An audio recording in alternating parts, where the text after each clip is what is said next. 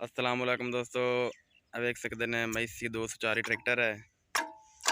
खाले च टपावन लग गया है तो स्टेयरिंग का फुल मुड़ गया है। इतने स्टेयरिंग ना खब्बे हो रहे ना सज्जे हो रहा है। इठूँ जैक ला रहे हैं, जैक ना गुचावांगे तो फिर अगू ट्रैक्टर चाहो जैसे फिर स्टेयरिंग सीधा हो जासी, फिर बैक हो सकता है। बैक नहीं हो रहा, देख सकते हैं।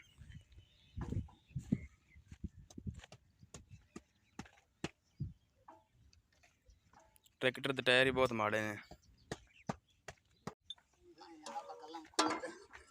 मारफ दिल ड्राइवर आ, तेन पता था भी खाला पक्का तू पहले ही कोई हिसाब किताब ला ला। प्यो तेरा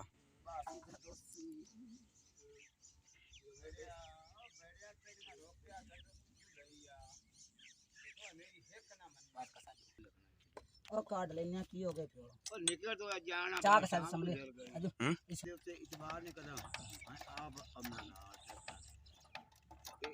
इन सोर सोर है काई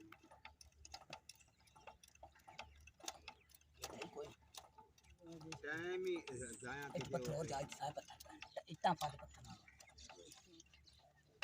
अका में है या काई नहीं बस निकल गया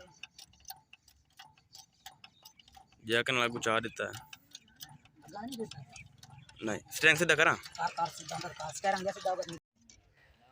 दोस्तों, देख सकते हैं भाई जैक नाल चाह के ठीठा दे दी ने दो टायरां थले ते हुण सलफ मारू है स्टार्ट करने हैं ते